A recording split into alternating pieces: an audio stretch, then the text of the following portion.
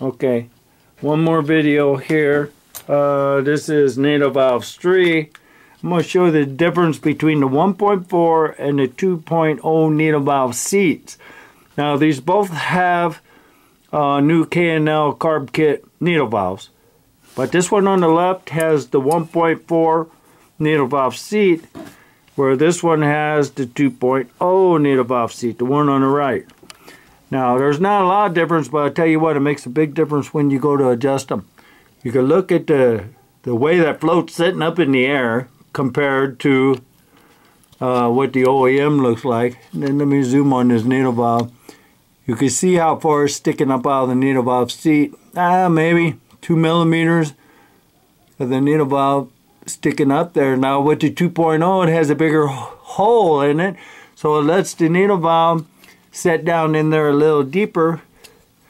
The float doesn't stick up quite as far, and you can see the needle valve sits down in there a little bit deeper.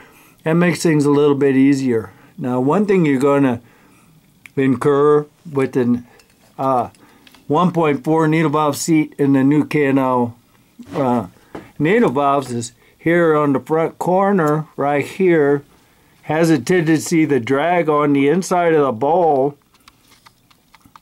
See if I can back up where you can see this. Okay, this corner right here drags on the inside of the bowl once it goes up.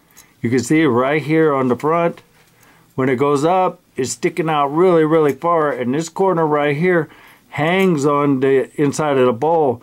So what I do is I take the floats themselves and just take it and bend it down forward this direction, like this. I don't mess with the tang or anything, but you can see I've bent it slightly, and what that does is when it goes up, it keeps this front corner from dragging the front of the bowl. So I just take this, and with my fingers I bend it.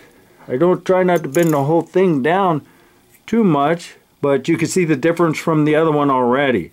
Bends it down just enough to where when it goes up, it still clears and don't drag the front of the bowl here. And I know this because I created 2 bowls here, one for the version 1 and one for the version 2, that have windows in the back and on the side of both of them, so I could observe the float drop, rate of flow, how fast the gas comes in, and then also the fuel level. When the bowls are setting up like this, I could actually see where it seats at and see what the level is, which I wanted something around here where the top of my thumb is. But once I used these a bunch of times, I learned what needs to be done to these floats to make them work with the new needle valve seats. But I don't use the 1.4 needle valve seats. I change them out and I use the 2.0 needle valve seats that you find in the 81 through 83 XV750 and 920 carburetor kits. If you use these, you find things go a little bit smoother.